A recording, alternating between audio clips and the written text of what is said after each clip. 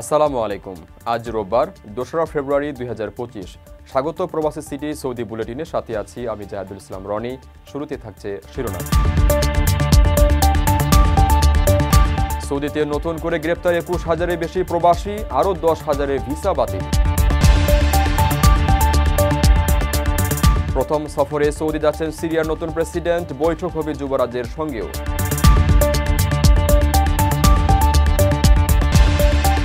জমে উঠেছে রিয়াদের ক্যামেল ফেস্টিভ্যাল, নারীদের অংশগ্রহণ বেড়েছে দ্বিগুণ।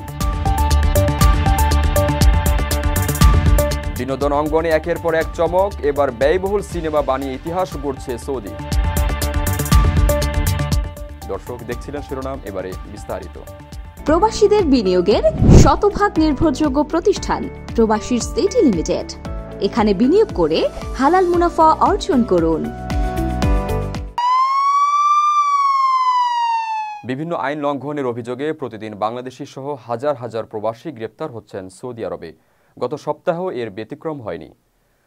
গত ২৩ থেকে ২৯ জানুয়ারি পর্যন্ত আবাসন, শ্রম ও সীমান্ত সুরক্ষা আইন লঙ্ঘনের দায়ে ২১,০০০-এর বেশি প্রবাসীকে গ্রেপ্তার করা হয়েছে।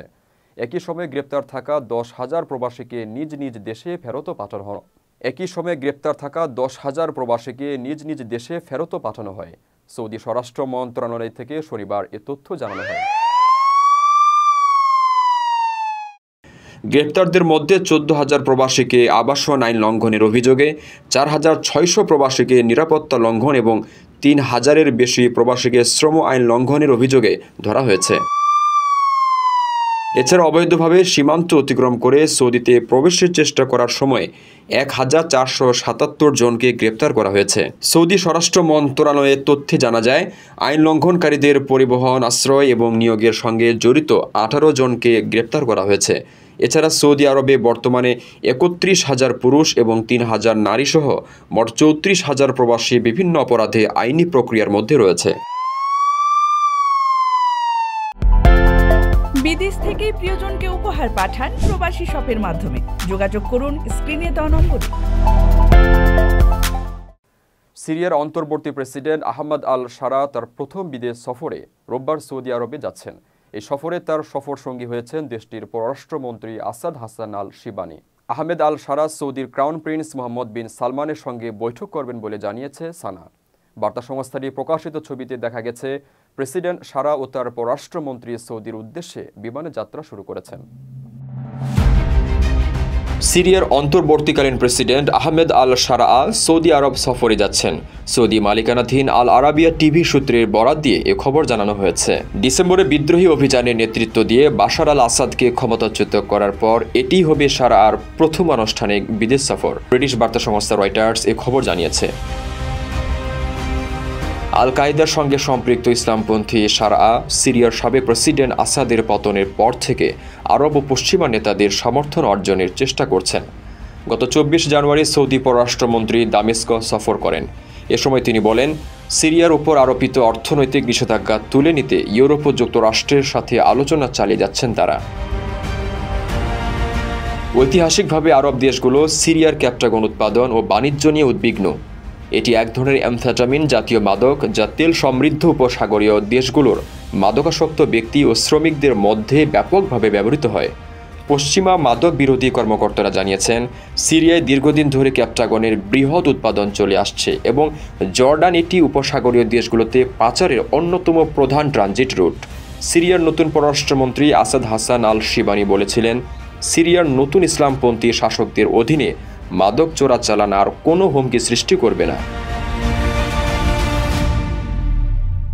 কারো কাছে স্বপ্ন পূরণ, কারো আনন্দের উপলক্ষ, আবার কারো জীবন পাল্টে দেওয়ার মুহূর্ত, কখনো জীবন বাঁচাতে সর্বোচ্চ গতিতে উড়ে চলা, কারো আবেগের শেষ মুহূর্ত, আপনজনের শেষ বিদায়ে শামিল হওয়া, এমন সব ইচ্ছে পূরণে সর্বনিম্ন ভাড়ায় দ্রুত গতির বাহন প্রবাসীর হেলিকপ্টার।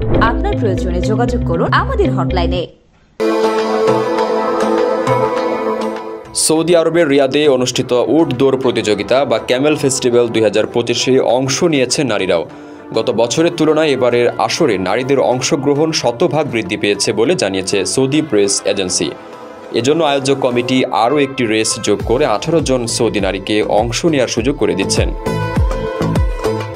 উট দৌড়ের এই বিশেষ আয়োজনটি করেছে সৌদি ক্যামেল ফেডারেশন। 27 জানুয়ারি থেকে রিয়াদের জনাদ্রিয়া ক্যামেল রেস ট্রাকে প্রতিযোগিতা অনুষ্ঠিত হচ্ছে, যা চলবে আগামী বুধবার পর্যন্ত। গত বছর অনুষ্ঠিত প্রতিযোগিতায় 9টি দেশের 15 জন নারী অংশ নিয়েছিলেন। এবার অংশ নিয়েছেন 12টি দেশের মোট 30 জন নারী। এবারে আসরে অংশ নেওয়া দেশগুলোর মধ্যে রয়েছে Oman, Algeria, Bahrain, Britain, France, Germany, Poland, সৌদি আরব, সুইজারল্যান্ড, সংযুক্ত আরব আমিরাত, যুক্তরাষ্ট্র ও ইয়েমেন। এবার নারীদের অংশগ্রহণ বৃদ্ধির পাশাপাশি পুরস্কারের পরিমাণও বাড়ানো হয়েছে। গত বছর নারীদের জন্য নির্ধারিত পুরস্কারের পরিমাণ ছিল 1,88,000 সৌদি রিয়াল, যা এবার বেড়ে 3,76,000 হয়েছে। এবারের প্রতিযোগিতায় প্রথম স্থান অধিকারী নারীর প্রতিযোগী পাবেন 60,000 সৌদি রিয়াল। রেমিটেন্স যোদ্ধাদের ঢাকায় বিশেষ ছাড়ে রেডি ফ্ল্যাট দিচ্ছে শতভাগ বিশ্বস্ত ও নির্ভরযোগ্য প্রতিষ্ঠান প্রবাসীর সিটি। সৌদি আরব বিনোদন ও সংস্কৃতি অঙ্গনে একের পর এক চমক নিয়ে আছে। এবার সিনেমা নির্মাণ করে ইতিহাস গড়তে যাচ্ছে দেশটি। ইতোমধ্যে সৌদি ইতিহাসের সবচেয়ে ব্যয়বহুল সিনেমা নির্মাণের কাজ শুরু করেছে। সিনেমার নাম দ্য 7 ডগস। স্ক্রিন নাওয়ের প্রতিবেদনে সিনেমাটিকে আরবি ভাষায় নির্মিত সবচেয়ে ব্যয়বহুল চলচ্চিত্র বলা হচ্ছে। এরই মধ্যে রিয়াদে সিনেমাটির শুটিং শুরু হয়েছে। দ্য 7 ডগস সিনেমাটির বাজেট ধরা হয়েছে $40 মিলিয়ন বেশি, যা বাংলাদেশি টাকায় প্রায় 500 কোটি টাকার মতো। ব্যয়বহুল এই সিনেমায় প্রধান চরিত্রে অভিনয় করছেন মিশরীয় চলচ্চিত্রের 2 সুপারস্টার করিম আব্দুল আজিজ এবং আহমেদ এজ। নির্মাণ করছেন হলিউডের superhit cinema bad boys for life বানিয়ে খ্যাতি অর্জন করা 2 নির্মাতা আদিল এল আরবি এবং বিলাল ফালা। দ্য 7 ডগস এর মূল গল্প লিখেছেন তুর্কি আল শেখ, তিনি সৌদি জেনারেল এন্টারটেইনমেন্ট অথরিটির চেয়ারম্যান। চিত্রনাট্য লিখেছেন মোহাম্মদ আল দাব্বা।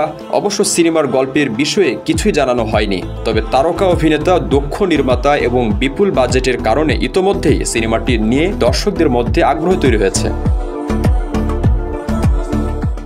যে কোনো প্রয়োজনে দেশের সর্বনিম্ন ভাড়ায় সহজে বুকিং করুন প্রবাসীর হেলিকপ্টার।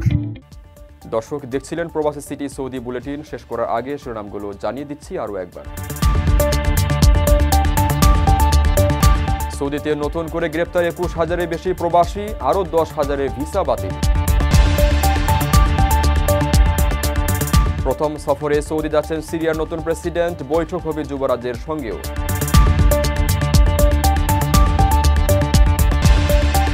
জমে উঠেছে রিয়াদের ক্যামেল ফেস্টিভ্যাল, নারীদের অংশগ্রহণ বেড়েছে দ্বিগুণ।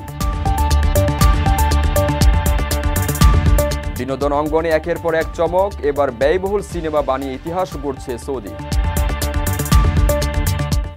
এই ছিল সৌদি বুলেটিনের আজকের আয়োজনে। প্রবাসের সর্বশেষ সংবাদ পেতে ভিজিট করুন www.probastime.net। সাবস্ক্রাইব করুন আমাদের ইউটিউব চ্যানেল এবং চোখ রাখুন ফেসবুক পেজে। পরবর্তী বুলেটিন দেখার আমন্ত্রণ জানিয়ে আজকের মতো বিদায় নিচ্ছি। আমি জাহিদুল ইসলাম রনি। সেই পর্যন্ত সবাই ভালো থাকবেন, নিরাপদে থাকবেন।